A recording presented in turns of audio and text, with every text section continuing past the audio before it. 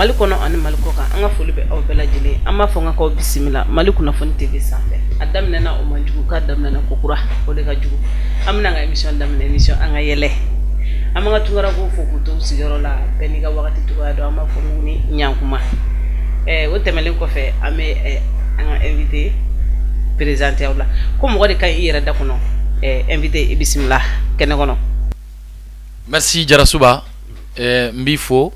ka foli di yerema ka kla ka foli di kokura Mali kuna foni TV flebaga bele jele ma Mali kono ani Mali koka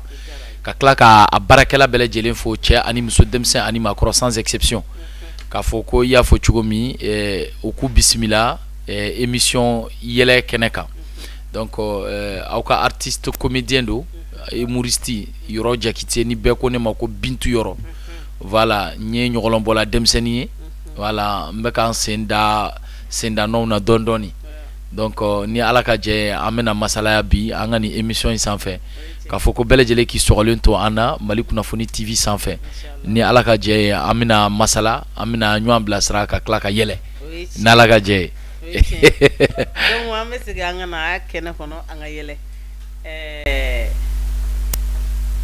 amena tuguni kene kono anga yele donc anga invité buraka ay représenter la sisa ay kon bado bitake teke basi ka na be tesse ame yele yiri bela bi fonna nay ou bien donc tine ou bien kere fa bi tine siribi ou fena surprise ndo tine bismillah gena kono saha so go bedi paro se bastila ala na bashikana si anga fulbe la me baga bela jeli fen fe sigli meni sanga en kon nana kan la je ka sanga nu wakati chugay ko bismillah anga yele plateau sanfé nala sona ma bitati ke bashemi na bidese amna do jam nga kon nana nante anyan dere na misenga uga dala ka fo kansra na gansano ante metola ndara ne do okay o jaranye kom bitako ni flako ne re kon dabal bana ne re kon dura sanga abinya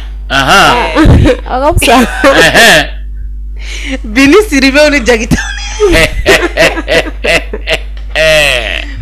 ma flaw kana tanga dati biya abega chukodi flaw abe kana wono bi ma me hagati gudi ndise ka bere fo ma bere ka bere fo ame hagati ni ke aw bela jilin fe nan dona mo gasila ko ka ya fama ma fo ko Mali kuna foni TV kanu mo bela jili ko émission anga yele adam nena donc tina sidibe yoro jakite oye bi invité ama fa nyana kamina temeni émission donc émission anga yele yoro bismillah. Merci beaucoup. Wa yoro iko ki yoro jakite ibe bara jumeneke Jarasuba ne to yoro jakite nya fie chugo mine artisier no seko ani donko tiglama ka bara anga seko ni donko kulu lawaleya ka nyema kuna fonia ka jamana de kuna fonia donc ne o barake bagaye donc me nyogolombo wala mbe yela ko ke mbe filmu feneke pour que ka se ka maublasra donc nga bara benemboma donc ni artiste comédien humoriste acteur de cinéma. OK voilà o jarayina yoro o jarayi i présenter donc tine yoro buraka fo salé de comédien avec humoriste fene donc aller à bedi comédien do humoriste do réalisateur do a bere do wey amala donc amala bi koni umamuyo mode sino bi ube chamai inshallah donc yoro ika artiste yani ya bara damne wakati jume no comédie voilà Jarasuba ne bse ka fo ne nana art domaine kono l'année 2007 proprement dit maukan don akero o watiude sinon o ya soro mba barawke yani nga na Bamako ya nga la ko don asrafe donc de 2007 à maintenant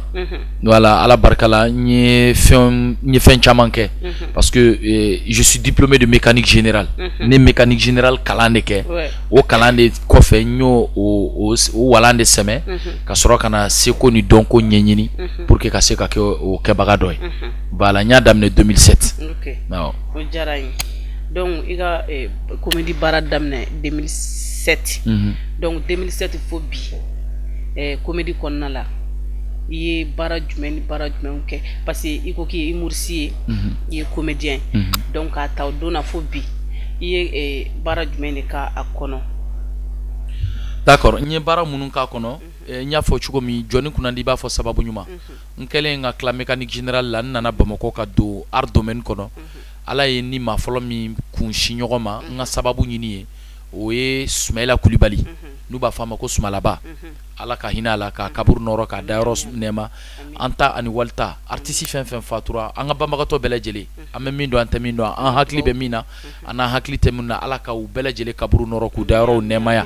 ka an yɛrɛ ɲɛ ka an ta don kɔnɔ donc ala ye n ka sababu daminɛ Sumalaba fɛ Carrefour des Jeunes na donc ye olu tun bɛ danse africaine de kɛ ani théâtre donc n tun bɛ taa n bɛ théâtre b'u fɛ n bɛ dɔn k'u fɛ donc ala nana kɛ Yɛlɛbugu nana daminɛ o san kɔnɔna la donc n donna Yɛlɛbugu fɛnɛ hukumu kɔnɔna la où tous les jeudis on répétait ani dimanche fɛ an tun bɛ imuru kɛ Café des Arts la pour que ka se ka maaw la nisɔndiya donc n tor'o fɛnɛ hukumu kɔnɔna la ala ye ni Mali réalisateur ba dɔ fɛnɛ ka sababu bɛɛ à qui je dis merci à travers cette émission n b'a fo aw ka nin bɔlɔlɔ sira fɛ k'a fɔ a ye ko ani cɛ a barika ni o ye Boubacar Sidibé l'un des plus grands réalisateurs du Mali à qui je dis merci qui a fait beaucoup de films Les Rois de Ségou, D'où la famille, Fatobougou, Yéredonbougou, j'en passe a film caman kɛ a fana ye a jɔyɔrɔ fin kosɛbɛ Mali cinéma ko hukumu kɔnɔna la donc ala nana n'ale fana bɛɛ n'a ye baaraw caman kɛ ɲɔgɔn bolo n tun ye assistant ye a ka projets sanfɛ comme Les Rois de Ségou, Bajɛnɛ, Yɛrɛdɔnbugu où n ye assistant ya kɛ c'est-à-dire j'étais assistant, j'étais stagiaire, ensuite n nana kɛ assistant réalisateur de l'écriture d'un scénario, faut qu'à ce poste de production. Donc on a fait beaucoup de projets. Je dis merci à Boubacar Sidibé. Donc ala yento au fenela, ala ni troupe ñogolo mo fene bolo do ñogon bolo.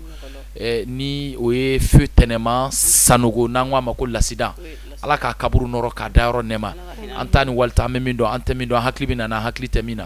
Troupe ñogolo mbu fo ku wale ñumando ni yoroina. Ni oye Salimata Sidibé, Salim Sila kata se Malik Dramé ma mbulu fo parce que ala nana ke fene n'ulu bolo bi ɲɔgɔn bolo donc tantôt ni cinéma bolo bi ɲɔgɔn fɛ tantôt ni théâtre bolo bi ɲɔgɔn fɛ tantôt n bɛ taa biennale la donc vice versa n sera ka o dɔnniyaw de fara ɲɔgɔn kan bon ala barika la bi n fɛnɛ bɛ évoluer dɔɔni parce que n ye kalanden de toujours ne tɛ foyi dɔn ti foyi dɔn art la n bɛ k'a ɲini de k'a dɔn bon an bɛ o sira de fɛ donc ka nin bɛɛ lajɛlen fo dɛmɛbaga ka ca sababu ka ca dɛ walahi a bɛ se ka kɛ n panna dɔ tɔgɔ kun o tigi ka yafa ma ala n'a kira kosɔn min kɛra sababu ye Bintu yɔrɔ filɛ yɔrɔ min bi pour que a ka se yan a tigi ka sababu man dɔgɔ a kɛra kumakan ye a kɛra dɔrɔmɛ kelen ye a kɛra bilasirali ye a kɛra fɛn o fɛn ye min kɛra sababu ye ka contribuer ne ka talent labɔli la n b'a maa bɛɛ lajɛlen fo sans exception n b'u bɛɛ fo k'u bɛɛ wale ɲuman dɔn ka f'u bɛɛ ye k'u ka barika voilà parce que an filɛ nin yɔrɔ min na ni sisan réseau ka kuma de don dɔ tɔgɔ bɛ se ka fɔ o b'a fɔ k'e a ye tɔgɔ fɔ a man tɔgɔ fɔ effectivement donc n'a ye bɛɛ folen don en global bɛɛ tɔgɔ tɛ se ka fɔ voilà ko bɛɛ folen don yɔrɔ ko k'aw bɛɛ fo fɛn fɛn y'a dɛmɛ cogoya o cogoya la an bɛ bɛɛ lajɛlen fo donc yɔrɔ hukumu kɔnɔna la i ko i ka question in kɔnɔna la ko i ka baaraw hukumu kɔnɔ k'i ni ɲɔgɔlɔ ni baara kɛ ɲɔgɔn fɛ en fait e ni ɲɔgɔlɔ ka baara tagacogo bɛ cogo di ne ni ɲɔgɔlɔ ka baara n bɛ se k'a fɔ a daminɛna l'année 2009 k'an to Boubacar Sidibé kelen ka plateau sanfɛ k'an to Bajɛnɛ réalisation na ala ye ni ɲɔgɔlɔ maaw don ɲɔgɔn na donc de 2009 à aujourd'hui je suis de la troupe ɲɔgɔlɔ n karamɔgɔw don ala ye chance di ne ma o kɔrɔ ti ko ne ka caya don ou bien k'a fɔ ko da yɛlɛnna ne kelen de ye non chance de don ne y'a saisi u y'a di ne ma n y'a essayer k'a minɛ ni n bolo fila ye n bɛ kalan na u bolo Jarasuba u bɛ n kalan wa ni projets nana wari bɛ min na n ka hakɛ ye min ye fɛnɛ u b'o ta u b'o di yan ko n ka balo a la n bɛ ɲɔgɔlɔn fo ka segin k'u fo ka segin k'u fo kokura hadamaden kana kɛ fitiriwale kana ɲina sababu kɔ wallahi nti se ka foyi fo ka fo droit ala ka troupe ñogolon sara mauma ene deme ala ka besara donc ne nana ñogolon ngonoté parce que dira souvent on a génération on a tendance souvent à mensi ama fo ko on a mo koroba nunu on a korobale nunu kuma mo shi deme kuma foyi ke mais dira souvent bamana ko doni ti di mama ma akadi mami yoko mami na kakan doni bido de parce que doni koro de ko fitini kuma tigu ka haketo doni itse ka be don doni de do fitini donc ni on ma wuli ka anga mo koroba o segere anga mo koroba fene tse ku sigi ka fon ko demson wo aina anga ukala o tse ka ke parce que ni e bangena tenen ki ka ke fen tarata arabati ki nyana donc muna on fene ti wuli ka gira anga mo koroba la a donc li dalaw a nyogolon bolaw a cinéma bolaw a peinture mauma debe a peinture mauma debe ko ka bara iseko ni donko yo ko mo koroba do on chifina ka o de kanga gere ula pour que o ka fin do foanye o ka fin do dama mi me on nafa mais ni on clé kenyana bololo ma réseaux sociaux ma ni vidéo kelenke dron beki staré ni e sale fashion kelendron tu penses être à la hauteur et là tu as fini donc hauteur parce que art est course de vitesse course de fond de tout faut fin do de ka don ngolo yinkono artiste kanga ke moye mami ibi songa lamenike ibi son mau ki critiquer parce que il y a harama dinde ibe fli il faut que e ka lameni de ke iki ka environnement lame ika sokono mimbe ika laje ika lame ika observer kanye ika sigida ika lameni ke jamana kono ika lajeli ke ika lameni ke kika tomonta tomo pour que ibi se ka min fo ani sababa ka ben ka mau blasra artiste wajulu keladi artiste prédicateur di artiste walijudi malangulo dent se ka artiste wa malangulo yere se ka arke mais ni malangulo do ya takabla malangulo ya minan kono mawbe artiste la gosi ni aye artiste bet se ka la gosi artiste bet se ka la gosi donc femindo fem barkalinde do fen nafamande do donc ni bi do akono fi ka nyini ka don haramade yi jen fe on fen kanu ka nyini ka don ka kla ka keni sebe akacha ala fe bi nombo okola donc ne fene gerela chokoroba nunu nata de mokoroba nuna pour que mfene be se ka do soro wada yele lindo jeune artiste be ka fo ko ne de ben bi hôtel tout le monde sans exception ne konta donc ki bi wuli ka sa nga koroba le mima ko mimbi gen wal ma ka fie ka tseka ni fen fi aka gele donc il faut que on fene kan sembo en kono koro pour que am se ka barka soro parce que bien fait on fait ni ya soro ni ma barka ma yoro soro bon abi yele mais dondo abi bi voilà mauka haketo kuma na korobi nyogona tine kuma abuka wala funi maamu ko ki te faka mesa sino kuma me ka wala abuka ta chew ima fam donc c'est ça ari yere konna la yoro e fen chama fo ari te damne bika afuka be tono bi dumbi wala ka foko bi chaw anya ari ta chama ni ari ta te ba blatene ari betini donc abora ko yoro de expliquer mo ko c'est ça ne reflene ne familial chama soro ale yoro kerefe asoro nga dogo don nga are abinya abi conseil di moma ate mo ko mo la quoi ate ata yere fusa mo ma quoi debi ne adon fo bi yoro jakti ata yere fusa mo ma ni mu labse ka mu ki fo ni ma gerela ka fo ayoro ne fa keta wallahi haklina mi aba fi mo be mo ko ke fendo ka sore ma geratigla ka adon mo do quoi juste moko biga e fenge iga barani i comportement nega kele merci o te kele donc ni ma gere mo la itado figa gere mo la di donc suno yoro fena ko chama ngen yere awa ma fu yoro la kani chekani baraji wal sakala ka me angoro ko mo gorba mi ka kalan toujours abiga on yere fena kala ala gulu fena me angoro ambu fu donc émission anga yele konna la bi koni yele bi la dilkambi a bebe ambi tine question do bibula awoni no sali ngani ni yalge let's be fega do yoro mo yere de ere influencer ga do comédie konnala take artiste bibina e mo ko dore mi kadi ka idole wa ube anana chogodi quoi ide nana chogodi d'accord tina isidibé mbifo parce que alna sur émission d'amener na wa essayer ka en flau temps on ne kon ba do en flau ça va de bien saba kɔrɔ ka bon saba mana dafa fɛn o fɛn o tɛ fɛn langolo ye Diallo bi studio kɔnɔ Jakite bi studio kɔnɔ Sidibe bi studio kɔnɔ ni Sangare farala kan dɔrɔn a bɛ sɔn ka kɛ danger effectivement Tina hadamaden i bi don diɲɛ fɛn o fɛn na i bi saba i ka idole bi kɛ dɔ de i bi dɔ de ye a sira fɛ k'a kanu ka na a sira fɛ ne ye maa min kanu pour que ka na baara in na avant que o tigi kanu fɛn a kanu tun bɛ ne yɛrɛ la comme Ala ye ne sigiyɔrɔ anw sigiyɔrɔ bɛ san ma ne y'a fɔ cogo min ne bangena Gawo mais Ala y'a kɛ anw nana sigi san de donc san ye carrefour de donc ne tun bɛ école min na chrétienw ka école do an balima chrétienw ka école do donc o école an tun bɛ sketchw kɛ an bɛ dɔnw kɛ an bɛ dɔnkiliw da donc depuis o waati an commencera ka initier théâtre la dɔɔni ka kuma jama ɲɛma ka spectacle ni fɛnw kɛ an y'a daminɛ donc plus an bɛ ka kɔrɔbaya boy denmisɛnninma n'i bɔra i ni terikɛw bɛ baro ni fɛnw minnu kɛ ani n'aw taara basa faga la i bɛ gestu minnu kɛ k'i fili k'i kolongolo ou bien i mana kuma dɔ fɔ dɔrɔn bɛɛ b'i tigɛ ka yɛlɛ donc n ka 6e année professeur de y'a fɔ n ye ko ale ɲɛ bɛ ne la cogo min ko a bɛ se ka kɛ ko ne bɛ kɛ artiste ba ye don dɔ ko ale kɔni b'a fɔ ne ye ko ni ne ye defu sɔrɔ ko n ka taa Institut National des Arts concours kɛ ko n ka taa théâtre kɛ ko n bɛ se ka kɛ artiste ba ye don dɔ donc Ala nana n'a ka na ye donc n tun bɛ n sigi télé kɔrɔ fɛnɛ n bɛ Gimba National n fa n tun b'ale lajɛ Habib Dambele Gimba National k'a fo k'a tanu k'a wale ɲuman dɔn parce que n ka source d'inspiration ye ale de je l'ai dans mon cœur n fa don quoi n b'a fo k'a tanu k'a wale ɲuman dɔn Ala k'a simaya hali bi an ka cɛkɔrɔba an ka maakɔrɔw fɛn fɛn bɛ art kɔnɔ Ala k'u bɛɛ simaya bi donc Gimba National de ye ne inspiré ka na théâtre kɔnɔ donc a nana tan petit à petit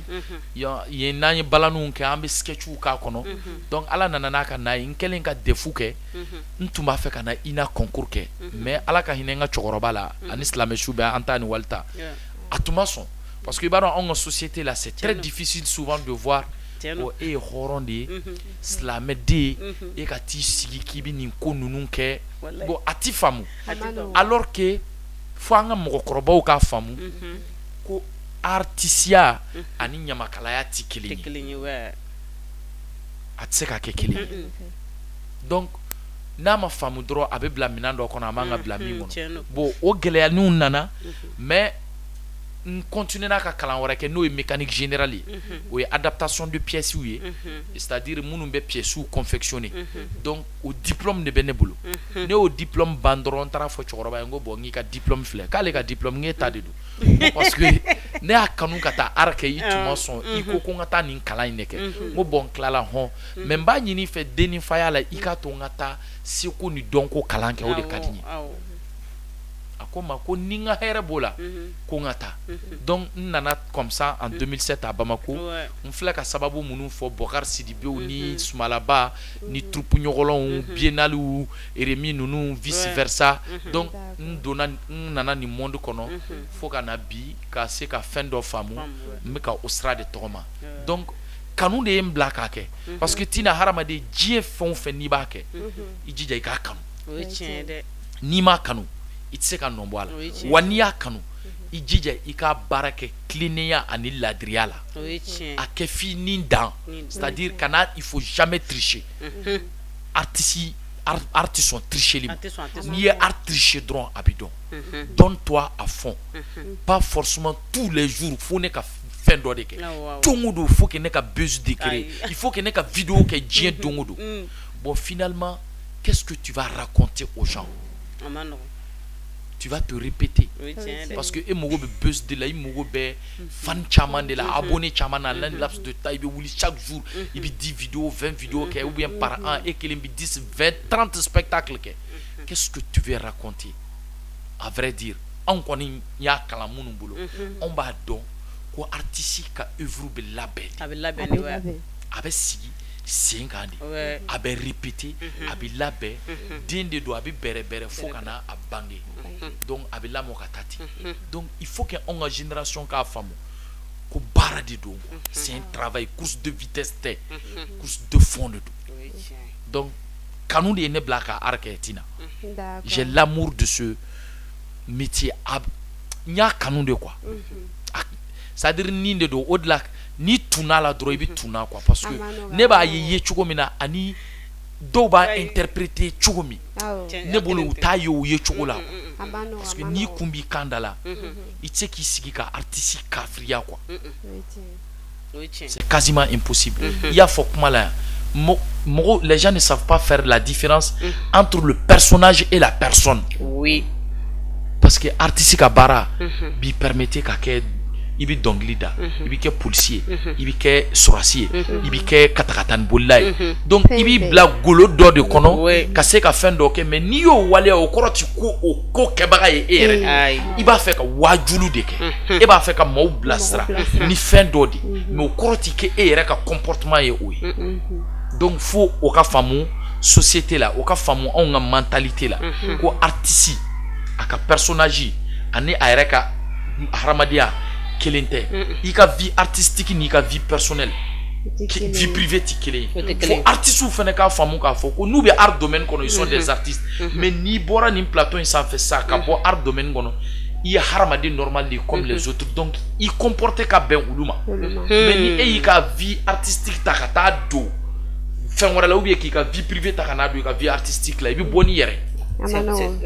donc il faut savoir peser les deux choses. Voilà. D'accord. Voilà le jarani. Ça me fait gadon. Kabo 2007 la hana. Wakati asarando. Kanato ba mana muso ga yela na re. Jongo lu fasa. Ko nana salo. Awo. Ere segen jume ere ko mi ere marqué akokonna. Ouais. Voilà. Parce que 2007 2025 akaja abe watinimbo ah effectivement ay doke bon tina ibado nye fin gelea bala parce que au début nkelenga damne 2007 aya soron tumbe bangoni suraka buguna ne tumbe tagaman sene la kabo bangoni suraka buguna kana répéter Carrefour des jeunes Nimita Bokar Sidibé fait une domi. Mais Toma Nsena, ka Bob Bankoni Suraka Buguna, Kata Paradjikoroni Bokar Sidibé fait brico film. J'ai fait 6 mois, mais Kalo Woro, mais Toma Nsena, Bamako, Dieu m'en est témoin, Sotrama passé bisaba à Tunteneboul. Kanabola, Badjene tournage quoi fait.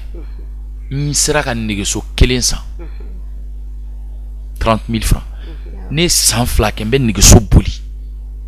mbeta répéter Carrefour la mbeta Bokar fi mbeta yele bugu ke nigso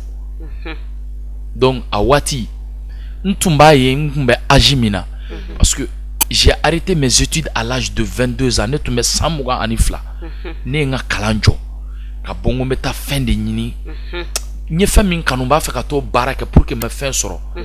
ka nga chokoroba ni musokoroba ni anga du deme quoi. Bon awati min tumben toro mbaye famille bi difficulté mina ani nere bi condition mina ni dengen ni j'ai 22 ans maintenant c'est ka fin que massa oui ça m'a beaucoup marqué dans ma vie ou ene marqué kuju faut kana nga chokoroba tanya 2012 aya soron kun c'est batun tanye quoi. Parce que ngala deli tunye de kulu bolo bo fem bela nere kan joni fembe mais awati galera mais bimbe ala foka ala tanu parce que me balola ni mbara inela je vis de ce métier ne ba ka balo ni mbara inela men dayir me sorala sutrala donc au galère ça m'a beaucoup marqué parce que naf nanila ni mani limania ta kuma do biseka dérouté. Voilà. Voilà. Voilà. Ami amina. Ami amina.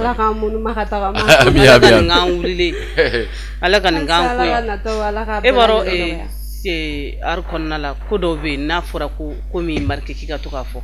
ni be to ka kodo fo jibe tinya yoro ni boy amado jibe tinya ibe kashi quoi ima fama parce que ni iba kono iba don fem de quoi sinon ni ta kono ta don na mano na ya fo ko mu marge ki ka fo wallahi billahi tina ibe kashi mogo do ta ka jugu mogo do ta date se ka tun ala yere quoi avec mérite oui difficulté au monde que c'est très difficile amano tina amano bi sababu do kono mais itemena geleya munu fe chama to don quoi au-delà jeune chama bi erreur ke ou bina droga do fin ngono te paf parce que bolo ko ni dona kono dro il bi fin soroti c'est aka gelen quoi c'est sinon arin konna la c'est dur ni ya yoro ka kuma jati na arin konna somogo be sege an yere be sege cogo mina somogo be sege tine parce que iba fo ko mina ke abi ko le fene akilla cogo mina ou bien u kere fa mo akilla cogo mina ko ako karsa ben na kuy ka be ka botele la kuy u bolo ko fem pedi bi bolo exactement ta soro foi amadam na yere folo malien mentalité ari be tene quoi tout à fait malien mentalité ibe blaro de la fem bi bolo walla ibe blaro de la ka sa ni ken fem ye keme le fait que botele le ba fo ko voilà ko keme fla imaya oui tiende donc ama sofu alisa ku munyu alisa ku munyu arde do ku munyu arde do ni ala ka je ku munyu na binya dom na binya awo parce que arifle na teta bulla quoi voilà ibita don ni ala ka je ibita don feno be ni kon don artiste ala stra do be fika tema ha fedi jaku ya donc somo ko fam alisa mi hagato yini ku fe ku kwa fam don do amikana inshallah abenyana bo hotina ngata ñi ngal tanam mene bulu ga bele la mo wa fo comédie humour ni fla différence dans parade mene ben fla ni ngate beri kile wa ou bien appellation de l'on d'accord Tina ikani ñiningali c'est une question qui mérite d'être répondre parce que mo chamamba fo né comédien ka soro comédien onte comment na korodo c'est pas parce que ne be fendon mais Karamogo engrais la mounou na a expliqué en Yuchugomi. Il y a beaucoup de gens qui se disent en génération qui sont des comédiens, mais c'est pas des comédiens. Parce que ni comédien ta, par exemple, quand ni pièce de théâtre ta, moi mounou be dramaturgie, que personnage joue incarné, et on les appelle les comédiens de théâtre. C'est différent de l'humoriste. L'humour est une petite branche du théâtre. Humorisu uluka bare benembe yele kodema. Imam famwa ka yele ka fendo ke ka mala yele. Et humorisi de ite comédien. Tu n'es pas un comédien.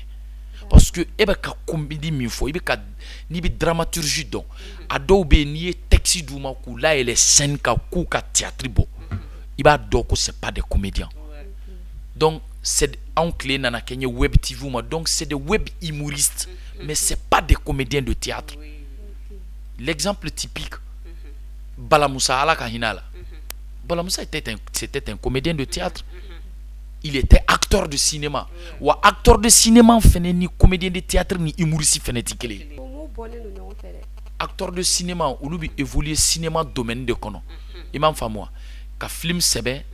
caméra bi installé ba en flash studio kono chugomi réalisateur b équipe technique b l'acteur qui incarne le rôle on appelle ça un acteur de cinéma. Donc cinéma ni théâtre fenêtre cinéma aller ni théâtre tikele parce que théâtre là ibita soro abe jo ke chugomi ani cinéma na aubina jo be ke chugomi différence double ou ni ngonje. Parce que le cinéma, c'est technique, c'est devant la caméra. Et le cinéma ne demande que le naturalisme. Naturellement, il va faire un flène baro là. Tu dois être naturel. Mais ni tra théâtre domaine qu'on a là. Fin d'eau de exiger quand.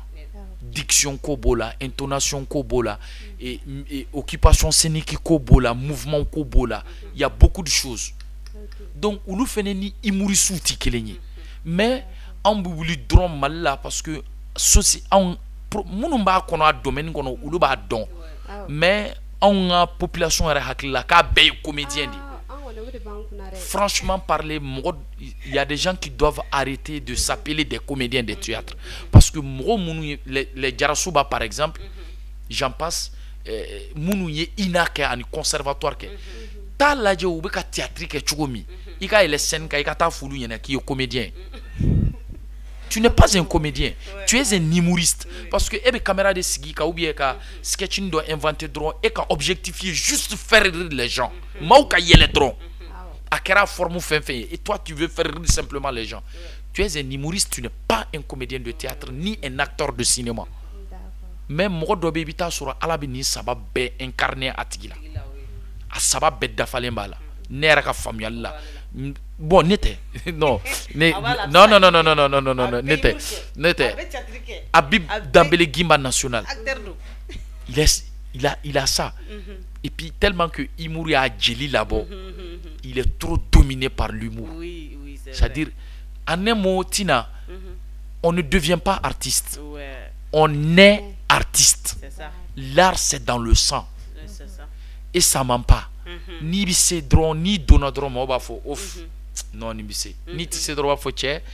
Ah, faut n'y pas forcer. Il y a des gens qui forcent. Moi, d'obé. Ou art forcé de mais moi dobe courage boulot ou bara de kay travaille mais tu sens en eux que le talent n'existe pas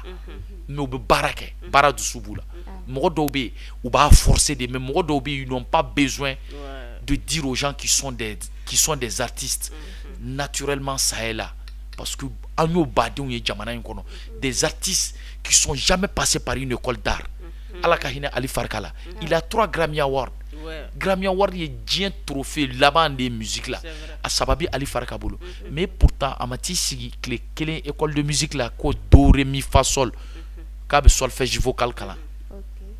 Moka kala noti là. Bala Moussama delika inakeo. Mais oulu clé film kelen dronta ika comparer bien en génération film kelen aba toro, c'est-à-dire on m'a écrasé sur tous les plans parce que il va do ko fin kanube ou la ka ken nuye on ta pour que halang acteur do ka se ka texte réciter il va do ko ou ka faute ndron il vit pas le personnage ou ta personnage ti balo ou la ou ti don akono donc pour que ka se ka ni be femme il faut que ka guérir à Kokebarola, va à l'INA, va au conservatoire. T'as la théâtre bibo chugomi. Ou ti date ou mochier ina la koni pièce bibo qui t'a la c'est faux. Soutenant si pièces ou va regarder les pièces au conservatoire à l'INA. Va regarder des spectacles de théâtre. Regarde des films. Donc lui ou la main. Abi inspiré, abi forgé. Donc il y a la barre. Et quoi les directions de l'école n'est qu'une direction. Mais pour que qui est artiste et de bien forgé, qui ben magouane qui est là, tu te donnes au, c'est-à-dire bien dit bara magouane. Ou niya ke anafabi na dondo. Voilà. D'accord. Merci ça, on devait faire gagner n'ingalim qui est là. Nene n'inga sano. Ere bintu yoro ere besi qui ere jume kono ni flala. Et il moursi le wa ube e comédien. La flavelis. Bon, nebe ka nyini. Ay nebe ka nyini ka ken ni flabedi. Ay a benala chente kan bankuma nebe ka nyini ka ke comédien de théâtre de awo nebe ka nyini ka ke humoriste de c'est ne c'est qu'au fort parce que peut-être moi de par exemple tes fans qui te suivent le public malien on ne sait qu'à fort quoi à Karsa qualifié chogodi fait ko de doni et fait domaine fla yere boraka fa fla te kele mais bitu yoro yere ba yere qualifié chogodi ne be kan yɛrɛ qualifier mina o ye kalanden de mais jume kalanden ne théâtre kalanden ye ni humour kalanden ni cinéma kalanden de donc ne ma voilà parce que tina iba do ne ka objectif ye mia ne ka laɲini ye tagale ɲɛfɛ ni ala ye si kalifana ka kɛ réalisateur ba de réalisation filɛ bi nya fi chuko mi ngoni balamsa nun clé film kelen ta ka on film kelen ta génération ni a comparer ils vont table à Gila. Tu sais pourquoi? Parce que on a 600 entre personnages ou on vit pas les personnages. Donc fin de cinéma na be fomi mako la direction d'acteur. Diriger un acteur. C'est très difficile qu'un acteur diriger kasoro eret mateme a chemin fait quoi. C'est pourquoi ne be ka théâtre kala.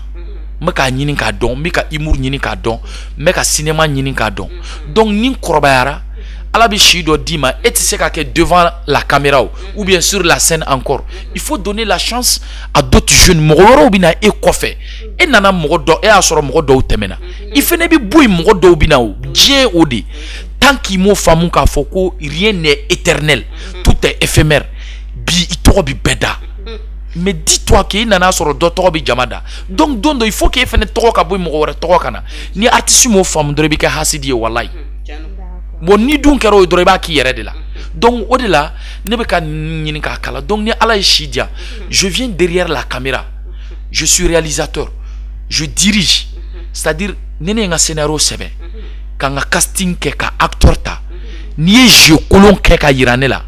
itissé. Tu peux pas me berner dans le jeu parce que ne raba dans direction d'acteur et ni maçon ne bi nambi sigi moniteur lambita jeu ka yiri la donc et c'est quoi que faut ere ka ke oko don bagana akebagay donc o de ba nga filmu chaman jebi film chaman be bita soro budget soro là, le découpage technique est bon, la lumière est bonne, le son est bon, mais le rendement de l'acteur tue le film.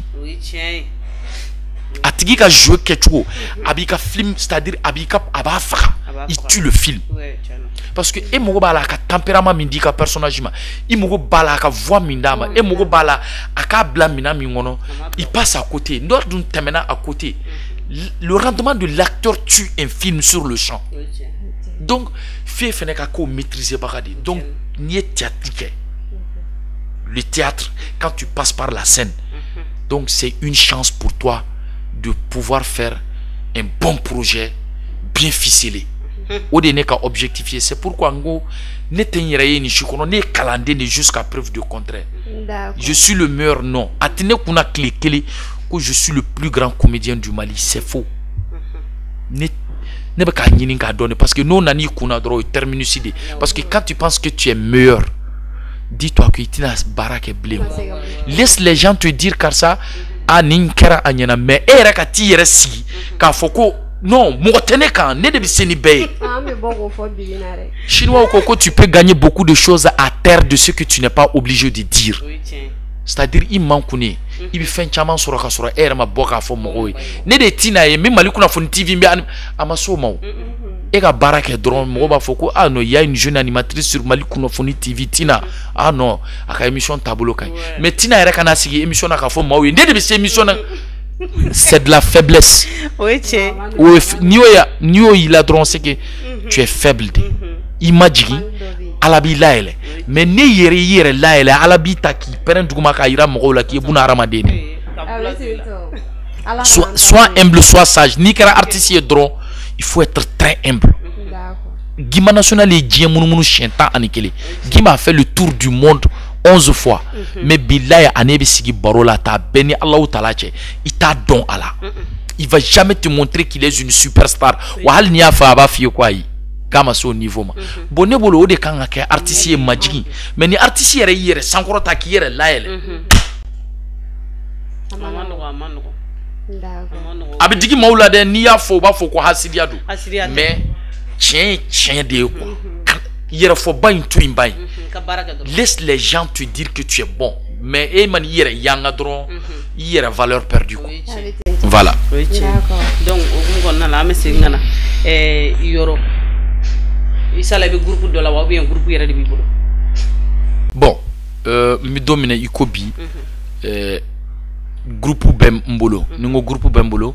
nyere siraka nga entreprise créée nyere nga propre entreprise bembolo entreprise artistique et culturelle Kano et ACK donc entreprise fene konona la groupe do bembolo où c'est-à-dire on évolue pour les sketchs de sensibilisation hein ONG ou ni service ou munumba en demander pour que ka sketch de sensibilisation couille donc on baraka au domaine na nyere ka propre structure bembolo bi ala barkala donc mbaka essayer ka évoluer dondoni parce que ibise niveau d'homme yere haklina ko yi haklina ko donc pour que ka se ku fara nyonka il faut que yere ka se ka fin doke yere voilà donc on connaît là ibika projet choisi to di ko lancer ibika projet mon bi bola connaît là et bu choisi to di bon et ningombe projet nous ça dépend. Par exemple, le dernier spectacle qu'on a fait, mi avec Bololo sans fait sur TikTok où le soulard il dit beaucoup de vérités, des réalités de la société. Et au projet Flaine par exemple, ça a été une création. On a fait une création de 2 ans, un spectacle dirigé par le fou, le soulard et le sage. Balamsa Kounye, le sage, né le soularier. Yoro Diakité, mon cousin Zé Carlos, qui était le fou, qui est aussi comédien dramaturge, donc qui était le fou. Donc au projet, en nous au laboati, en faire la création pour que au projet labo. Maintenant parallèlement, il y a un projet au labo. Par exemple, une série d'Odamine, John et Rita. C'est toujours le personnage d'un soulard. Voilà, min jarabilendo a denna kabiru demsenma. Donc mais aller kalanke ko kan wartik den tundo mais ratira. Mais ni nya kono ka me amaseka sebe ko furula. Donc ma ba habitant emmerdé quoi. Donc John et Rita. C'est aussi un projet. Donc amanga projet au labo tin dondoni, on a un autre projet et un concept qu'on a créé où eneni balamsa bingi bokeleni. Au fait des ratelés parce que nebolo jamana mi problème na éducation de base ko problème de ni haramadi éduquer la base là akacha ala fe ka évolue, c'est-à-dire il ka ko to binya kata nyefe. Donc au fait concept ni mbambolo bingi bokeleni au bel au temelen ko kabo infene ambe création croix dokan faso denafa faso. Donc ambo aux créations et répétitions de là. Donc un projet aussi en R&D, c'est-à-dire en bas en R&D, en bas baraka dondoni, n'ayez demain baga sorok mami munu miseka en demain, en bas projet en bas labara, en bas bonai, no bana en bas da, après en bas si en bas réfléchir, en bas projet ouais créer, en bas boni oui, vice versa. On travaille comme ça. Tinaga et Soulari, vous venez au cadre de Navsugo Doni, parce que qu'est-ce qu'il y a là déjà? Ne ale ne bena don mari zo sanfɛ ye fitini yɔrɔ ayi balamisa ka yɔrɔ awɔ fa b'a fɔ ko silari yɛrɛ bɛ se ka kɛ mɔgɔ ye o b'a fɔ ko e tɔgɔ bɛ to est ce que n'i taara tantɔ mun de bɛna fɔ o yɔrɔ ne b'a si kosɛbɛ kosɛbɛ kosɛbɛ effectivement donc a ka silari ni yɔrɔ ka di mɔgɔ ye kosɛbɛ ladilikan di ka sɔrɔ a m'i sɔgɔ yɛrɛ i b'a dɔn k'a fɔ ko mun don a yɛrɛ bɛ balamisa jaabi cogo ni ma ye a bɛ mɔgɔ don ka voilà conseil fɛnɛ ni donc n bɛ fɛ a ko o yɔrɔnin dɔ bila kanubagaw ye parce que a bɛ se ka kɛ dɔw b'a ye dɔw ta ye nka plateau kan caman b'a ye quoi donc n'a sera k'a ka sulari ni yɔrɔnin dɔ dɔɔnin dɔrɔn a b'an gurun dɔ dɔrɔn voilà k'a dɔn. bon problème min c'est ne tɛ ka min faamu aw na sigi ka mɔgɔ ka suma la gosi mun na ye jɛrɛsu wa n bɛ ka kuma de f'i ye i ni tina yadɔ mali kunnafoni tv filɛ nin ye a ka bɔ n'o ka ca a bɛ émission sugu bɛɛ kɛ information et culture comédie musique loisir a bɛ information kɛ a bɛ débat kɛ bon sisan mali kunnafoni tv a abonné o k'u sɔgɔlen to mali kunnafoni na parce que kunnafoni bɛ diɲɛ fɛn o fɛn na o ye fɛn barakalen ye dɛ hadamaden i kunna ka foni o ka fisa i kunna ka siri dɛ ala ka kisi kunna siri ma sinon jo bɛ ni web tv barakalen ba in ni duman ba in a n'a émission k'i ti abonné a la n bɛ kangari da bɛɛ ye bɛɛ ka ti abonné mali kunnafoni tv la bon n t'a dɔn n'a fɔra ka ɲi mali kunnafoni tv a ye abonné a la ala y'a ka dan animatrice fila ba sanfɛ kelen kelen ko téléphone kelen kelen ko chargeur bele fasalen ni belebeleba donc a y'o sɔgɔlen to mali kunnafoni tv la binju yɔrɔ mankan no a denma ma tɛ sini sɔgɔma tile to kura di na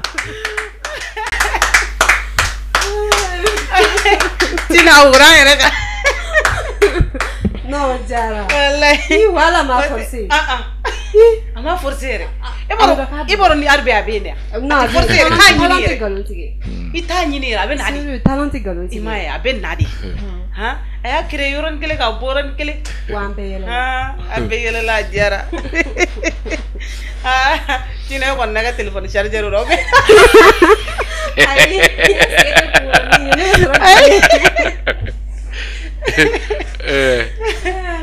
ok an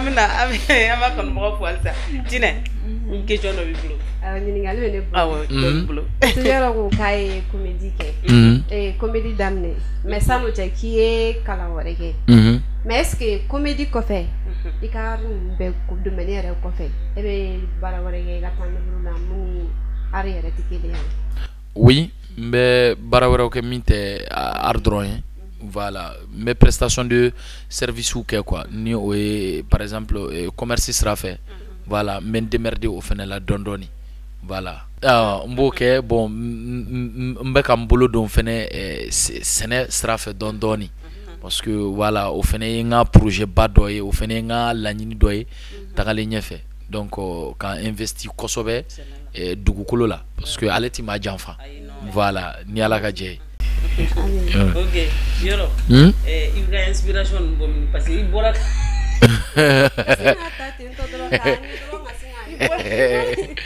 Il bora kan la yele sa ka ta doro ka gla doro ka fo il inspiration bon mi wala. Bon, Jarasuba ina fo nya fo kuma konna la chukomi. Artiste tant que be lameli ke akacha ala fe be inspiré. Parce que ibi lameni minke au débat to il se ka fin do fara ɲɔgɔn kan i yɛrɛ ka du kɔnɔ il faut savoir écouter. Écoute les gens parce que an ka formateur dɔ de la k'a fɔ an ye ko hadamaden k'i bɛ min dɔn i b'o dɔn mais e ti min dɔn i t'o dɔn dɛ ne bɛ min dɔn ne b'o dɔn mais ni Tina ye kuma daminɛ sisan min bɛ Tina kɔnɔ ne t'o dɔn mais ni ne kuma tigɛ Tina la n'a y'a daminɛ a t'a fɔ bilen ne tɛ Tina ta sɔrɔ ni ne ye Tina ta sɔrɔ ka fara n ta kan ne ta bɛ kɛ 2 ye ka Jarasuba ta sɔrɔ ka fara n ta kan a bɛ kɛ 3 ye ne tɛ se k'o sɔrɔ fo n ka lamɛnni de kɛ donc artiste f'i ka se ka lamɛnni de kɛ i ka lajɛli kɛ il faut observer i yɛrɛ ka du kɔnɔ mun bɛ yen i ka sigida la mun de bɛ kɛ e yɛrɛ ka dugu la mun bɛ yen jamana kɔnɔ mun de ye actualité diɲɛ kɔnɔ bi mun kɛra i b'a fɔ Mali kunnafoni TV b'a fɔ cogo min ne bɛ information lamɛn n bɛ filmw lajɛ n bɛ journalw lajɛ je lis beaucoup n bɛ livre kalan parce que kalan dan tɛ école kalan dɔrɔn ye n bɛ baro kɛ maakɔrɔw fɛ n bɛ baro kɛ n teriw fɛ hali ne ni denmisɛnninw bɛ sigi an bɛ baro kɛ donc tant que i b'o kɛ a ka ca Ala fɛ i bɛ fɛn dɔ ye i bɛ fɛn dɔ faamu et ça te permet vraiment de voir certaines choses ne filɛ kuma dɔ kuma caman bɛ wuli n bɛ taa fo an ka kiiribulonw kɔnɔ je vais dans les tribunaux n bɛ taa n sigi ka audience suit jugement bɛ kɛ cogo di parce que ça te permet de voir de connaître souvent des réalités de notre société i b'a forme dɔn dɛ mais à fond ni donna justice kɔnɔ i b'a dɔn ko justice bɛ baara la quelque part quoi c'est-à-dire sariya tigilamɔgɔw wallahi u bɛ baara la a dɔw bɛ min kɛ pour que ka furu dɔw sauver a ka bon maaw ka hakili ma quoi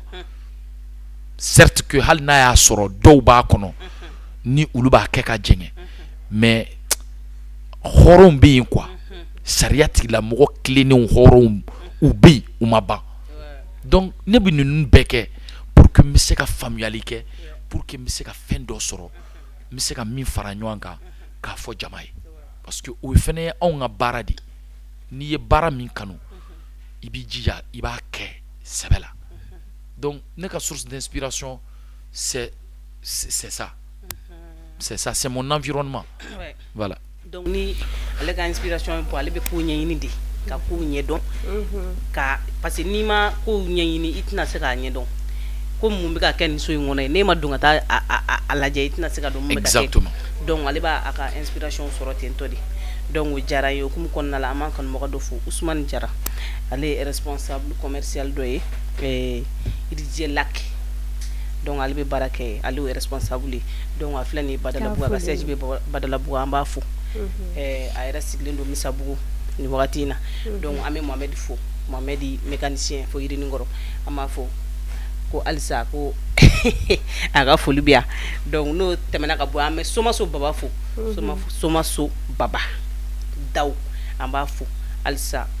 k'u ka foli bɛ émission kɔnɔna la k'u bɛ émission si don o don a ka d'an ye donc an b'u fo u ka kanu kɔnɔ donc n'o tɛmɛna ka bɔ yen n bɛ n ka tayɛrikɛ yɛrɛ fo n'ale ye Mohamed ye Mahmoud ay manga filo to wala yi to mina bi Mahmoud création donc Mahmoud tayer ale be kati ale de ngani teni kala donc ko ma fo émission kene kono Mali Kunnafoni TV sanfɛ donc n'o tɛmɛna ka bɔ yen yɔrɔ nga an kanubagaw folen ko fɛ i ka public i ni ka public cɛ bɛ cogo di bon ne ni nga public cɛ la je peux dire que je suis accessible mɔgɔ mana jɔ ne la Jarasuba i bɛ ne sɔrɔ parce que je suis ouvert et mɔgɔ bɛ nga public là nous mɔgɔ bɛ na je suis là parce que même sur ma page officielle ne ka numéro de b'a sanfɛ c'est pour vous dire que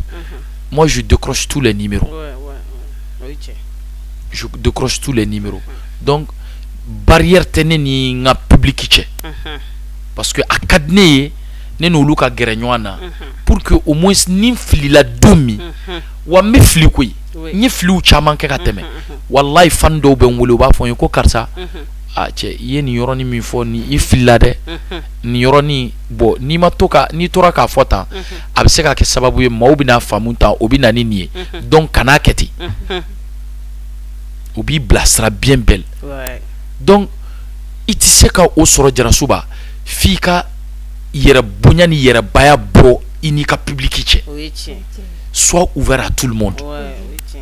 ni min bɛn'a la aw b'a hadamadenya kɛ a bɛ ɲɔgɔn bilasira parce que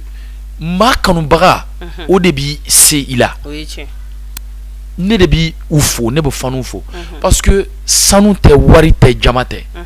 kanu dan tɛ tɛmɛ Jarasuba ka bɛ Ala k'i da maa min a ma deli k'i ye ni bɔlɔlɔ sira tɛ aw ma deli ka ɲɔgɔn ye aw tɛ fa kelen ye aw tɛ ba kelen ye a y'a sogo n'a jeli k'a sogo k'a woloden ta k'i tɔgɔ da la hɔrɔnya la o y'i faga ne y'o sɔrɔ art sababu la Kumba Male n b'a fo a sigilen tun bɛ Gabon tour sera a ma cɛ ye den d'a ma ko i bɛ den tɔgɔ da jɔn a ko comédien min y'a kanu ni diɲɛ bɛɛ ye n y'a kanu ka n den tɔgɔ da Bintu yɔrɔ la a y'a den tɔgɔ da yɔrɔ bilahi talahi ka sɔrɔ n tile kelen ma deli k'a ye ɲɛ la mais mun b'o kɛ kanu donc ni e m'i yɛrɛ di o mɔgɔw ma i b'i yɛrɛ di jɔn ma kanubaga min bɛ se k'i wele k'a f'i ye téléphone na ka na f'i ka so karisa n y'a ɲini Ala fɛ Ala k'i simaya ni Ala bɛ mɔgɔ si falen mɔgɔ si la ne y'a ɲini Ala fɛ ni nin bɛ bin diɲɛ don o don ko Ala bɛ sɔn ka jɔn dɔ nin falen dɔ la Ala ka ne nin falen e nin na wallahi suma wallahi yɔrɔ ni kanubaga y'o f'i ye hɔrɔnya la hali n'i sogo tigɛ ka d'o ma i t'o sara bon ne y'o bɛɛ sɔrɔ art kɔnɔ donc ne tɛ se ka n yɛrɛ bonya fan ma ne tɛ se ka n yɛrɛ bonya public ma jamais de la vie parce que ton public tes fans sont plus importants que toi olu ka fisa ni e ye parce que olu de b'i jukɔrɔma don dɔ olu de b'a f'i ye k'a ka ɲi wa olu de b'u ka dɔrɔmɛ don i la n'i ka spectacle bɛ olu de bɛ taa ticket ta ka t'u sigi k'i filɛ foyi t'o bɔ ne b'a bɛɛ lajɛlen de fo sans exception wa a bɛɛ ka yafa ma Ala n'a kira kama wa ne mago bɛ maliyɛn bɛɛ ka dɛmɛ de la ni n filila u ka n bilasira ka yafa deli bɛɛ fɛ wa je suis ouvert c'est-à-dire ne ye maliyɛn bɛɛ de ta ye sans exception diinɛ ko tɛ taabolo ko tɛ siya ko tɛ k'a ta Kayi ka taa bila fo Menaka je suis l'artiste du peuple malien je suis pour tous les Maliens sans exception Mali kɔnɔ ani Mali kɔ kan o diyara n ye i y'o ye walayi o ye tiɲɛ ye dɛ a bɔra ka mun fɔ nin a bɛ ka fɛn fɔ o bɛɛ de don Tinɛ n'i tɛ yɔrɔ dɔn gɛrɛ yɔrɔ la walayi n'i tɛ yɔrɔ dɔn gɛrɛ la i b'a dɔn o kɔni kuma min bɛ ne bolo yɔrɔ ko la o y'o ye n'i t'a dɔn dɔrɔn gɛrɛ la donc yɔrɔ tɛmɛlen kɔfɛ ka bɔ yen i ka vie professionnelle ani ka vie artistique i b'u gérer cogo di n'i bɛ taa i ka baarakɛyɔrɔ la n'i b'i ka so e b'olu ko ninnu bɔ ɲɔgɔn na cogo di parce que a ma nɔgɔn dɔɔni bon Jarasuba je crois que an ye nin kuma in fɔ kuma kɔnɔna la un moment parce que artiste i ka vie artistique ani i ka vie sociale par exemple i ka vie privée kelen tɛ c'est-à-dire ni ne nana artisia domaine kɔnɔ fɛn o fɛn bɛ se ka kɛ sababu ye ka ne ka o baara lagosi ntita o sira fɛ wa m'a ɲini ala fɛ n kana taa o sira fɛ parce que i bɛ balo baara min na i jija i ko baara kɛ i k'a bonya kana lagosi parce que ni e y'a lagosi maaw b'a lagosi mais n'i y'a bonya maaw b'a bonya n'i bɔra art domaine kɔnɔ ka na i ka vie professionnelle i ka vie sociale la i ka du kɔnɔ i ka vie de famille la tu es un responsable, tu es un chef de famille i b'i comporter de i n'a fɔ i kan ka comporter cogo min i kan ka kuma i muso fɛ cogo min i b'o dɔn i kan k'i denw bila ka taa sira min fɛ e b'o dɔn i kan ka kuma u fɛ cogo min i b'o dɔn u ka hakɛ ye min ye kan'a to u ka jɔ i la parce que Jarasuba n'an m'an kɔlɔsi o de bi kɛ sababu ye ka an caman bila fili sira fɛ quoi parce que an bɛ sɔrɔ kɛ an ka baara sira fɛ an ka vie artistique la a sɔrɔ an b'a fɔ k'an b'a kumaniya an ka denbaya ma walima an ka vie sociale ma il faut que an k'an kɔlɔsi o yɔrɔ la faut qu'an k'an kɔlɔsi o yɔrɔ la f'i ka se k'a bɛɛ bila a minɛn kɔnɔ k'a bɛɛ gérer a gérer cogo la responsabilité dan de don n'i bi so kɔnɔ c'est pas forcément que tu es comédien tu es artiste n'i b'i denw cɛla ko fo i k'i ka ko bɛɛ kɛ artisia ko ni théâtre ko non i ni denw bɛ kulon kɛ i ni muso bɛ baro kɛ a bɛ yɛlɛ kɛ a bɛ ɲɔgɔn takinɛ mais ni sɛbɛ nana a bɛ sɛbɛ kɛ ni tiɲɛ nana dɔrɔn i bɛ tiɲɛ fɔ ni sɛbɛ nana i bɛ sɛbɛ sira yir'u la ni kan k'u bugɔ min na i b'u bugɔ o la ni kan k'u ladi min na i b'u ladi o la ni min y'a pan ka taa yɔrɔ min a man ka pan i b'a fɔ bɔn segin i kana nin yɔrɔ in tigɛ tan wa n'i nana i ka artisia domaine kɔnɔ o fɛnɛ kɛ o kɛcogo la i baarakɛɲɔgɔnw bonya i ka bonya ni karama donc i seko ye min ye i k'o kɛ donc a bɛ jongler ten de a ma nɔgɔn dɛ parce que souvent anw bɛ taa jɔ jama ɲɛma ka maaw la nisɔndiya mais Jarasuba a bɛ kɛ mɔgɔw ɲɛna ko problème tɛ artistes da la wallahi i bɛ taa sɔrɔ kuma dɔ i bɔtɔ so i muso ye fɛn dɔ k'i la walima problème dɔ bɛ so e ma se k'o gérer mais e b'a essayer k'o bɛɛ effacer ka bɔ i mémoire la k'o to yen ka n'i jɔ jama ɲɛma pour que ka se ka olu la nisɔndiya c'est pas facile quoi a ma nɔgɔn o de la anw minnu y'a baara kɛbagaw ye anw kan ka an janto an yɛrɛ la Jarasuba an kan k'an janto an ka fɔta la an kan k'an janto an ka kɛta la parce que mɔgɔw b'u ɲɛmada anw de fɛ denmisɛnninw b'u ɲɛmada anw de fɛ n'anw kɛra kojugu kɛbaga ye dɔrɔn a bɛ jouer société kan wa a bɛ jouer an yɛrɛ kan don dɔ dɛ i bɛ k'a kɛ bi e bɛ k'a kɛ bi e de bɛ maaw ka hakɛ to i bɛ julankolon bɔ ko kuma kɛ i bɛ julankolon bɔ ko kuma fɔ i bɛ manamanakan fɔ a passé b'i rattraper don dɔw san ba kɛmɛ bɔlɔlɔ sanfɛ a tɛ tunu dɛ ni den dɔ déconné na walima i mɔdenw bɛ taa wɔgɔbɛ a vidéo wɔgɔbɛ ka na ko cɛ i daminɛ dɛ e fa kun ye nin ye bɔn e ba yɛrɛ kun bɛ nin kɛ donc fo artiste ka a ka kokɛta jate minɛ a k'a ka fɔta fɛnɛ jate minɛ i tɛ se k'a bɛɛ fɔ o wa i tɛ se k'a bɛɛ kɛ ala k'an sɔn sababu ɲuman na ala k'an sɔn faamuyali ɲuman na voilà ala ka dugawu bɛɛ lajɛlen ami ko diyara n ye Tina question b'i bolo min vie cɛ Tina bamananw laban na yɛlɛ an na dɛ ko fila dontɔ k'u la ye maaw bɔtɔ ye kaban sigira a bɛ ɲininkali la ayi Mali kunnafoni TV n'aw mago bɛ kunnafoni na kunnafonilaman kunnafonilen a y'aw sɔgɔlen to Mali kunnafoni TV ka sabu n'i ko kunnafoni o kunnafonilaman f'i ka kunnafoni sɔrɔ o kunnafoni ɲinitɔ i bɛ kunnafoni ɲini kunnafoni bɛ na ni kunnafoni ye n'i kunnafoni na i kunna bɛ foni n'a ma foni a tɛ foni yalasa kunna ka foni Mali bɛɛ lajɛlen ka kunnafoni a ye Mali kunnafoni TV a y'a kunnafoni Tina n b'i bolo n kunnafoni hali ni bɛɛ kɛ ne ma ɲinɛ an ka question kɔ i ma ɲinɛ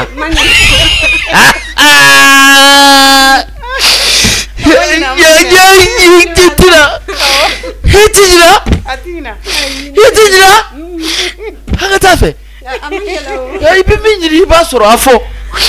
parce que ne bɛ fɛ ka n kɔrɔkɛ dɔɔni ka ne dɔn ne bɛ fɛ k'i dɔɔni donc n'i bɛ mɔgɔ dɔn mɔgɔ ka y'a yɛrɛ da de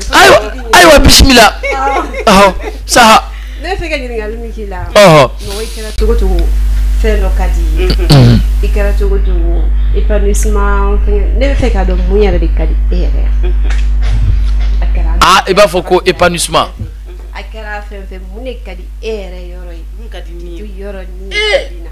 ah min fie fɛn min ka di ne a ka ca dɛ kelen we fila dɔrɔn fɔ ne ɲɛna bon kelen fila bon fɛn min ka di ne yɛrɛ o dumuni duman de dumuni duman ne tɛ dumuni goman fɛ dɛ ah non tout sauf ça je min fie dumuni duman ka di ne ni diɲɛ fɛn bɛɛ parce que fɛn bɛ taa maa kɔnɔbara la o y'i ta ye tina ɲɛ b'a la jogo dɔ bɛ ne la par exemple ne taara prestation kɛ sisan walima ne tilala spectacle ou bien n taara festival la ni ne ye n ka cachet minɛ dɔrɔn dumuni min ka di ne yɛrɛ ni ye fɔlɔ yanni ne ka se so denbaya ta bɛ taa dɛ yanni ne ka se so ne b'o de san k'o dun sira fɛ kan fa tɛ i bɛ se so i tɛ se so i t'a dɔn a ko bɛna taa laban cogo di i t'a dɔn u bɛ t'i photo jigin ka bɔ salon kɔnɔ cɛ wɛrɛ bɛ tila k'i muso furu i kɔfɛ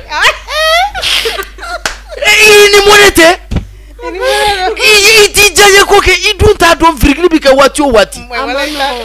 i ni ala jara cogo cogo i bɛ taa nin waati nin don masina nin taa cogo in na o t'i n'a cɛ dɛ o de la ne bɛ nin dungan ko fɛn min ka di ne b'o san kan fɔ o la ten ka ni lahinɛ nin sera so o don ni ma se so ayi kɔnɔ falen taara lahara ba n'a ka ɲi dumuni duman ka di n ye o tɛmɛlen kɔ ka bɔ yen aa tina fɛn min ka di ne yɛrɛ o ye ballon ye yee ballon tan ka di ne ye dɛ pati sakana bon n tun bɛ ballon tan n bɛ ballon tan minnu bɛ n dɔn o b'a dɔn ko n ye ballon c'est à dire n ye ballon tan n ye ballon tan yɛrɛ de donc ballon tan ka di n ye kojugu o de la non ballon tan ka di n ye voilà n ye fila de f'i ye sinon a tɔ baden de bɛ min ka di n ye saba ah bon tiɲɛ yɛrɛ la lecture fɛnɛ ka di n ye ouais c'est à dire ka to k'i enfermer ou bien k'i isoler yɔrɔ dɔ la c'est à dire par exemple Amadou Ampaté b'a ka bouquin ninnu oui mon commandant ninnu non c'est à dire n'i bɛ lecture kɛ c'est à dire a b'i la voyager de quoi tu voyages lecture ka di n ye kojugu j'aime beaucoup la lecture na la fɛn dɔ b'i la mais mɔgɔ t'a dɔn i la ari kɔnɔ quoi mɔgɔ t'a dɔn e yɛrɛ ye yɔrɔ la ari kɔnɔ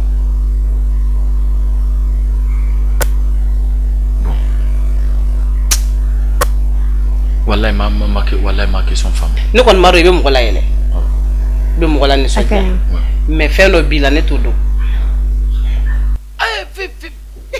jumɛn ne la sa e b'a fɛ ka min dɔn Jarasuba mun b'i la ni ne t'o dɔn ne b'a fɛ i k'o dɔn ayi dɛ maa ma n'i fan bɛɛ fɔ i laban b'i yɛrɛ na nin dɛ o ayi dɛ non fɛn min t'i la fo maaw k'o dɔn fɛn tɛ na kabini sigira a bɛ k'a ɲininka o k'a ɲininka donc a tɔ y'a ka ko na n'u ye ɲininkali kɛ n'a ka kunnafoni banna a y'a fɔ ko émission banna ka taa to kɔngɔ bɛnna an ye émission daminɛ ka miniti 30 kɛ cɛ nana fɔ an ye ko caméra ma sɔn buba wa jɔni a ka cɛ jɛma ye a tɔgɔ yaya ko wala yaya o nana fɔ ye k'an ka segin fɛn bɛɛ kan burumusitigiw bɛ don ka bɔ la écouteur b'u tulo la sisan foyi tɛ na mɔgɔw tɛ min dɔn t'a dɔn a faamuna donc an b'a kanubagaw fo bi émission jara donc an yɛlɛla wallahi fo k'a ɲɛji bɔ yɔrɔ de tun b'an bolo halisa émission bɛ ɲini ka se a kuncɛ yɔrɔ ma o hukumu kɔnɔna la an b'a kanubaga dɔw fo an bɛ Korotum fo Korotum Jarasuba capitaine Koro n'ale sigilen don Kati an ka foli b'a ye awɔ an b'an ka olu ye tenitigiw ye an b'u fo an bɛ tenitigi bɛɛ fo tenitigi bɛɛ polisiw gendarmew kɔɔri bɛɛ lajɛlen an ma ɲina kɔɔri kɔ an ma kɔɔri bɔ kɔɔri la donc an b'a fɔ ko an bɛ foli lase jɔnni fana ma tuguni Saka Woso an kun ɲinana kɔ Saka Woso an b'i fo a b'i fo a fɔ tuguni wala awɔ pomme de terre fana n ko Sikaso ka de don pomme de terre yɛrɛ seli don sa sunkalo yɛrɛ an b'a fo halisa an b'a fo donc émission kɔnɔna la émission bɛ ɲini ka se a kuncɛ yɔrɔ ma donc an ye yɔrɔ sɛgɛn dɔɔni an bɛna wakati kote wakati nyefene wakati chaw wakati dogu yoro ina na mission a jaraya merci beaucoup a jaraya re donc yilla dili kan chaman dama yalla ni so dia anyela dili kan fenana me donc kum kon nala folika munum bi bulu ka lese kanu mboma ani kuma kunje kuma mun mi bulu ka lese kanu ngoma ali kono to na kan su mo be ko fe kan surtout anga tungarankew yoro bina ka numéro bla ni mo be fe ka anteme projet ba bulu fem pela jiri ba projet papa ba bulu ka foko deme ko nanga war muguta ka dimo bete deme fene ladilika me deme na ni matériel bi bulu a yoro camera kelem ya no mina ko faray bulu dala ka barake a yoro wulu bedne wallahi donc ama fo onyana plateau me sigi anga tungaranke kama plateau bi sigi malien pela jileni kama donc aba hakli to awna ama fu nga wadama de al nay camera so rawde be kofe donc aya blakana camera o bambo camera be am baraka no ludi parce que inchallah mumbi bolo quoi matériel bi bolo odi ni yara do tsaka camera sans camera wat bi bula blakana yorob na ka numéro bla ça donc abaka numéro bla d'accord awo Jarasuba ni maw mugo ba ana ne yɛrɛ ka numéro personnel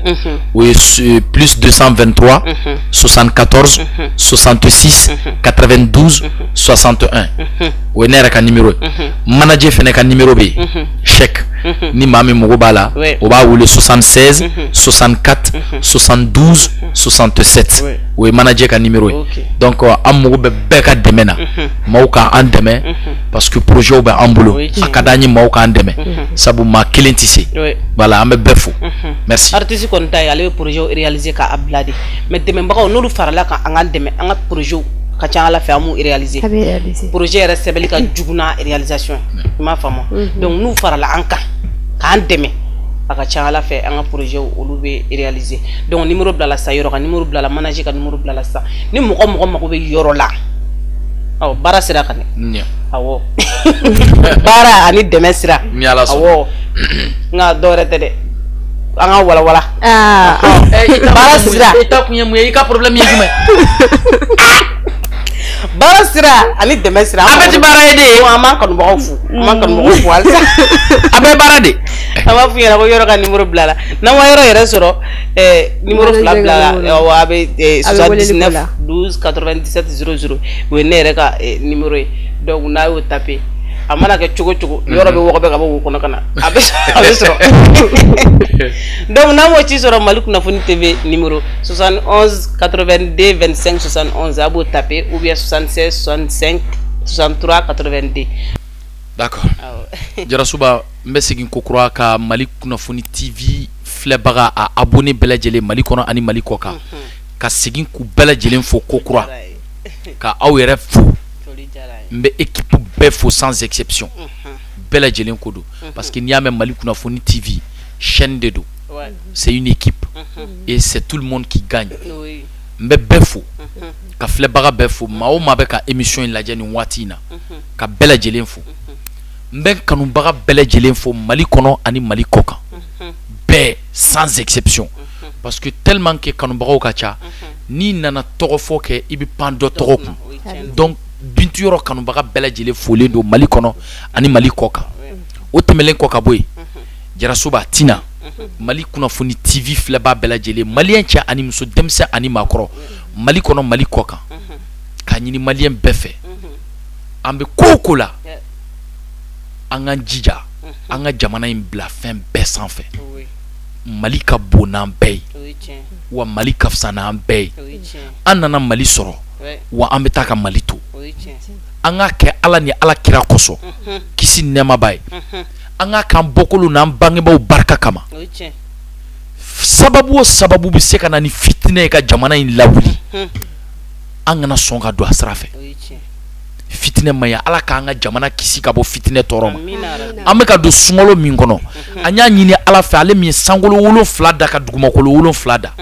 masa min ye nimanfɛn bɛɛ lajɛlen da ka sɔrɔ danfɛn m'a dɛmɛ kunfaya kuntigi min tɛ jingo jango ka sunɔgɔ setigiw ka setigi a bɛɛ bɛ laban ale min ka sebaya kɔnɔ an y'a ɲini a fɛ a k'a ka Alaya kosɔn Ala k'an ka jamana basigi k'a kolo suma Mali Ala k'a kisi k'a tanga an ka finitigiw Ala ka an n'u kisi kisi ala ka n'u tanga ala ka n'u lakana ya rabbi u kangalenman bɛ an ni juguw cɛ cogo min ala k'u don juguw kalo dibi la n'u bɔra waati o waati ala ka sebaya d'u ma ala ka faso in juguw malo maa o maa b'a fɛ ka kɛ sababu ye ka jamana in k'a dafiri ya rabbi ala ka kungo da i kan min bɛ ɲina Mali kɔ an bɛna don sunkalo min kɔnɔ ala ka an batow labi ala k'a kɛ k'an ka junumu bɛɛ yafa junumu fitinin n'a belebele dogolen ni kɛnɛkan ta an y'an tugu ka min kɛ an m'an tugu ka min kɛ wa an ye min dɔn an ma min dɔn setigiw ka setigi ala min ye yafa masa ye ni fɛn t'a kamana kan n'a tɛ sɔn k'a ka jɔni malo ala ka yafa an bɛɛ lajɛlen ma k'an junumu yafa Mali Kunnafoni TV ya rabbi ala k'a sankɔrɔta ala k'a taɲɛ an bɛ baara o baara la n'a ma kɛ ala kota ye ala k'a sankɔrɔta an bolo k'a ji di an bolo ka bɛɛ don kiramantoya la n bolo fila bɛɛ kɔ ka yafa deli bɛɛ lajɛlen fɛ kuma o kuma n'a fɔra émission in kɔnɔ ko ni sababa bɛnna o ye ala ka kɛ ye kuma o kuma n'o fɔra k'a ni sababa ma bɛn o ye Bintu den ka fili ye k'o yafa deli kɛ bɛɛ fɛ sans exception ma maa bɔ maa la bɛɛ ka yafa ma ala ni ala kira kosɔn ala ka Mali basigi ala k'a kolo suma ala k'an laban ɲɛ ala k'an kunna diya labanko ɲuman ala k'a d'an ma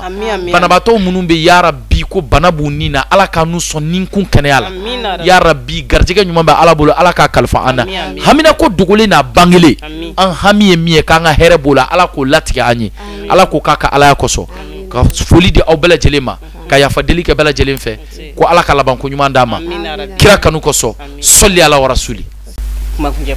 ma folikan laban min bɛ ne bolo ye toujours k'an ka filɛbagaw fo parce que n'i y'a mɛn ko mɔgɔ ye doniba la tɛ nibaga ɲuman de b'i la ni y'anw sigilen yan nɔ lajɛbaga de b'an na n ka foli bɛ lajɛbaga bɛɛ lajɛlen halisa kuma min n'a fɔra n'a ni sababa ma jɛ bɛɛ an bɛ yafa deli de k'u fɛ u ka yafa an ma an tɛmɛtɔla gansan kun don n'an dɛrɛla min sen kan dabɔ n ka ma tɛ o de ye ne ka foli ye. O diyara n ye donc émission sera a kuncɛyɔrɔ ma an b'an kanubagaw fo Mali région bɛɛ lajɛlen sanfɛ fo duguma an bɛ Joyilakaw fo Joyila région an bɛ Makɛri Daku fo Joyilakaw Makɛri Daku ka dansɔgɔ ka ni ko